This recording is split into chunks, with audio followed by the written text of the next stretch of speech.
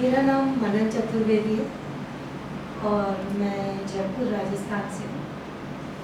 सबसे पहले तो मैं आप सबका धन्यवाद दूँगी कि आप लोगों ने इतना समय निकाला, इतना यहाँ पे रश और शेड्यूल इतना टाइट होते हुए भी सबसे मूल्यवान जो मुझे लगा वो वक्त है और कहीं आना जाना सबसे कठिन कार्य है। लेकिन आप सब ने समय निकाला और इतना अच्छा मुझे आप लोगों का मकसद पता चला।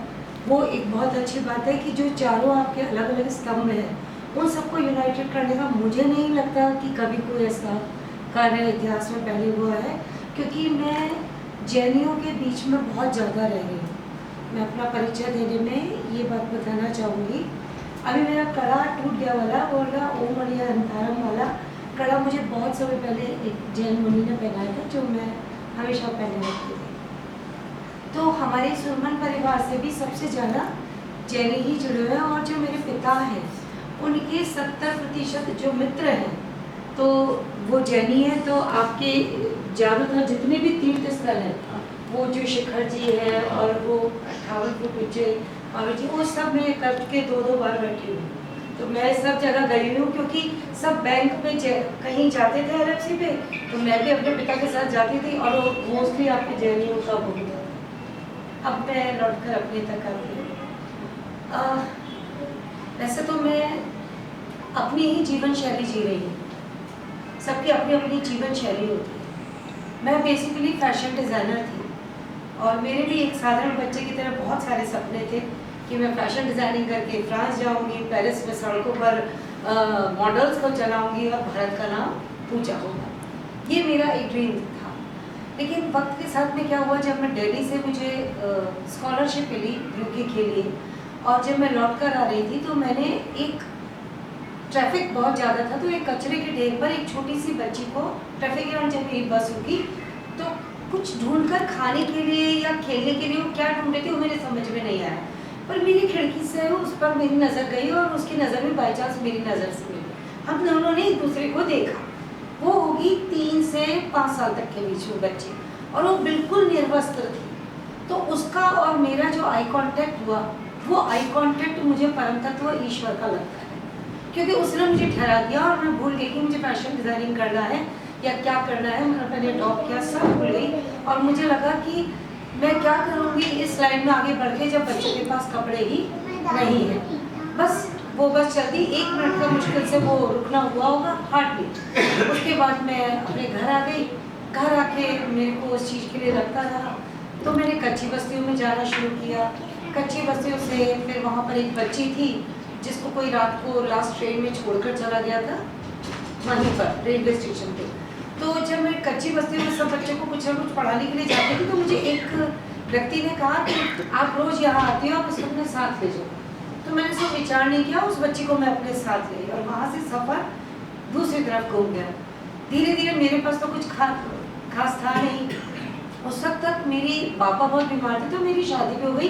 मैंने हाँ भी कर दिया, लंदन जाना ड्रॉप कर दिया और मेरा अपना भी जीवन चलता रहा और इन बच्चों के प्रति काम करते करते धीरे धीरे मैं जगह जगह अपना स्टिकर लगा देती थी और मिट्टी की गुल्लक लोगों के यहाँ रखती थी। ऐसे करते करते फिर आवश्यकताएं बढ़ने लगी, तो मैंने गुल्लकों से ग्रीटिंग कार्ड बना के, थिएटर करके, शॉर्ट फिल्म्स बना के और ये कैनवास पे पेंट कर करके सड़कों पर घर को चलाया। और नेचुरल है कि शुरू में तो एहसास ही नहीं हुआ कि धन कितनी बड़ी चीज़ है।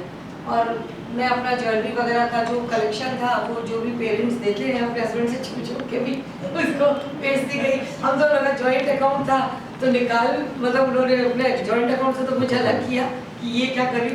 उनको पता चला अखबार से, उनको अखबार से पता चला कि अरे मेरी पत्नी ये कर रही है ऐसा। तो हुआ क्या, जब मैं किराए के मकान में चला रही थी जब तक तो पता उनको चला नहीं।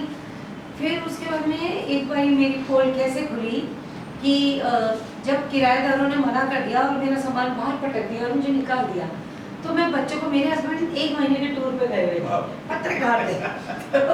मैं क्या सारे बच्चों को कहीं घर नहीं मिला, तो अपने लिए दिवाली आने वाली थी, नया फर्नीचर मेरे हस्बैंड बनवा के सेटल करके गए थे, मैंने छत पे रखवा दिया उसको। फिर मेरे हस्बैंड आए और वो रुके घर पे, जैसे ही गेट खोला तो बच्चे ही बच्चे थे उसमें। वो किराए के मकान से मुझे यहाँ लाना था। तो लाना पड़ा। तो मेरे तब तक खुद के भी 3 बच्चों के थे और वो बच्चे भी, और पूरे घर में हो रहा था। तो मेरे हस्बैंड से मैंने कहा आप तो समाज का देखते हैं करते हैं, मुझे 15 दिन दे दीजिए। और वो एक अपार्टमेंट है, हमने LIC से लोन लेके लिया वो फ्लैट। तो वो अपार्टमेंट में और कोई तभी रह नहीं रहा था। मेरे हस्बैंड ने कहा ठीक है 15 दिन में, लेकिन खाली कर देना। हस्बैंड तो ऐसे ही कहेंगे, वो गार्जियन भी होते हैं जब आवश्यकता हो। तो कुछ नहीं, उन्होंने, मैंने कहा ओके, लेकिन मुझे कोई घर ही ना दे, कोई घर ही ना दे। फिर उसके बाद में ऐसा हुआ कि एक दिन मैंने सोचा कि अब तो भाई 15वां दिन हुआ आ गया है और मेरे हस्बैंड किसी कार्यक्रम से ही जयपुर में कवर करने गए हैं। तो मैंने सारा सामान लेबर को बुला के खाली करवा के नीचे पार्किंग में रख दिया। जब वो आए तो वही कुकर पे सीटी बज रही थी, वही सब कुछ हो रहा था। तो उनके फ्रेंड्स भी जाते हुए उनको पता था होंगे। तो उन्होंने कहा ये क्या करो भाभी? मैंने कहा इन्होंने कहा ऐसे ऐसे। अरे नहीं चलो। तो मेरे हस्बैंड ही सामान रख पा रहे थे। तो फिर उन्होंने मुझे 15 दिन एक्सटेंशन के और दे दिया। फिर तत्पश्चात क्या हुआ, उसके बाद में एक दिन एक छोटा बच्चा आया, जो मतलब पहली बारिश थी सावन की, जो चातुर्मास होते हैं ना अपने यहाँ, चातुर्मास की पहली बारिश थी। पहली बारिश में वो छोटा सा बच्चा एक कहीं पर किसी को मिला। उसने मेरा जो पर्सनल नंबर था 9828031708, उस पर किसी ने कॉल किया हेल्पलाइन पे कि ऐसे ऐसे एक बच्चा मिला, आप ले जाएंगी? मैंने कहा हाँ ले जाऊंगी। तो मैं वहाँ गई और पहली बार तो मैंने उसका नाम सावन रखा। तभी वो घुटमन चलता था, इतना छोटा। तो अब मैंने कहा अपने को और अगले 15 दिन में मकान तो कोई देगा नहीं और अपना खर्चा भी बच रहा है, तो ऊपर तो यही कुछ करते हैं। तो मैंने उसको घुटने चलते हुए छोड़ दिया अपने घर में। तो मेरे हस्बैंड आए हुए थे, पलंग पर लेटे हुए थे, एक बेडरूम बचा था हमारा। तो उसमें वो घुटमन चलते गया, पलंग पकड़ के खड़ा हो गया, वो रोता रहा। तो मैंने सारे बच्चे को बोला, कभी 17-18 दिन में सब चुपचाप रहो, इसको उठाना नहीं है, ये अपने सबको चुप कर दिया। तो वो रोते रोते गया, वहाँ करता रहा। तो मेरे हस्बैंड को दया आई। मेरे को लगा दया तो आएगी, अंदर तो नारियल पहाड़ तो और अंदर तो कोमल है। तो उन्होंने उसको यूं उठा लिया और उठाते हुए सुसु कर दी। उसी दिन फिर मैंने अपना गेट खोला, जाओ सब पापा पापा बोलो। तो उन्होंने कहा ठीक है तुम यहाँ रह सकती हो जब तक कुछ और नहीं हो। तब से फिर मैं ये बोलती थी उन्हें, एक घर बनाऊंगी तेरे घर के सामने, दुनिया बसाऊंगी। अभी वो पूरी बिल्डिंग शुरू में संस्कार की करवा दी, उसमें वो फ्लैट आज भी यादगार दिनों पे, पर पूरे घर में बच्चे ही रहते हैं। और अभी उसमें बेटियां रहती हैं और बेटे रहते। जब चलते रहे तो ज़रूरतें बढ़ती रही।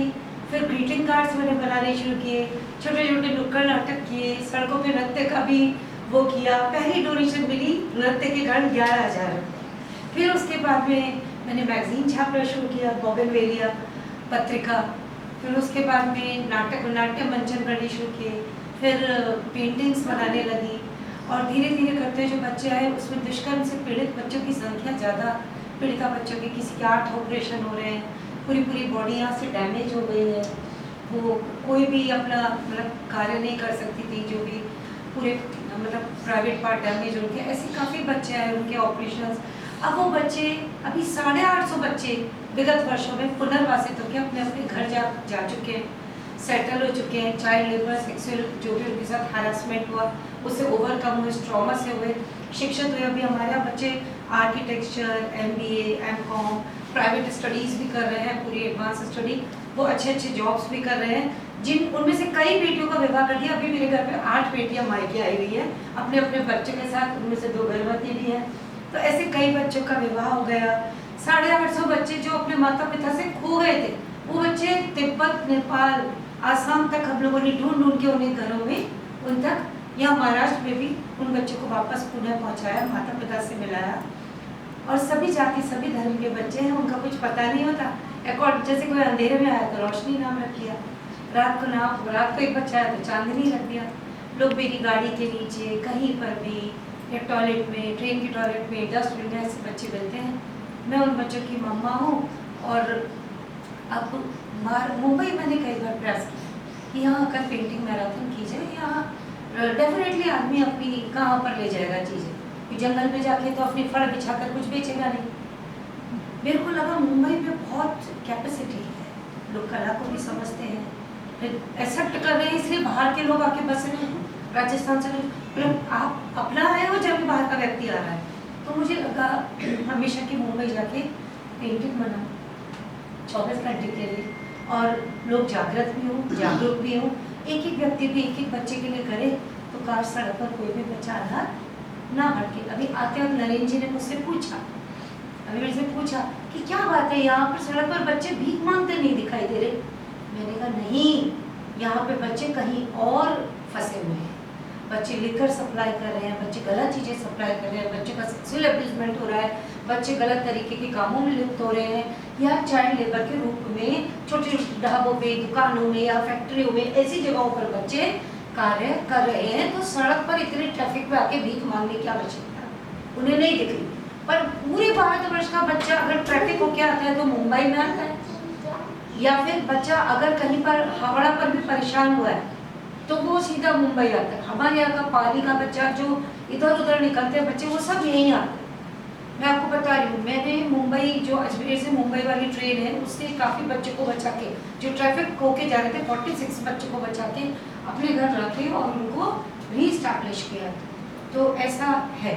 तो बस मुझे तय कहना था, लेकिन आप लोगों ने मुझे मौका दिया और मुझे लगता है आप लोगों का मुझे आशीर्वाद मिलेगा। मैं गेटवे ऑफ इंडिया से अपने शोज़ की शुरुआत करना चाहती हूँ सितंबर से, जो 24-24 घंटे की होगी, क्योंकि तब तक बारिश रुक जाएगी। अभी शुरू करूँगी तो अपने पास इतना टाइम नहीं बचता। 15 जून के बाद मुझे लगता है कि बारिश आ ही जाएगी। हाँ, तो बारिश आ जाएगी तो हम ऐसा करेंगे कि हमारे पास से बचेगा सितंबर, अक्टूबर, 9 महीने जो गर्म के होते हैं वो हमारी मुट्ठी में होंगे। तो भैया ने जैसे बोला कि एक महीने में एक शो, मैं चाहती हूँ कि ऑल्टरनेट सैटरडे संडे में हो, तो ज़्यादा शो तो 2-3 शोज तक तो मुंबई को कुछ होना ही नहीं है। वो खड़े हैं, आते रहते हैं, जाते रहते हैं, कुछ ना कुछ तो मुंबई में चलता है, कला की नगरी है तो है ना। लेकिन ये कला के लिए कला नहीं है, ये सिर्फ कर्म के लिए कर्म नहीं है, इस कला का कोई ध्येय है।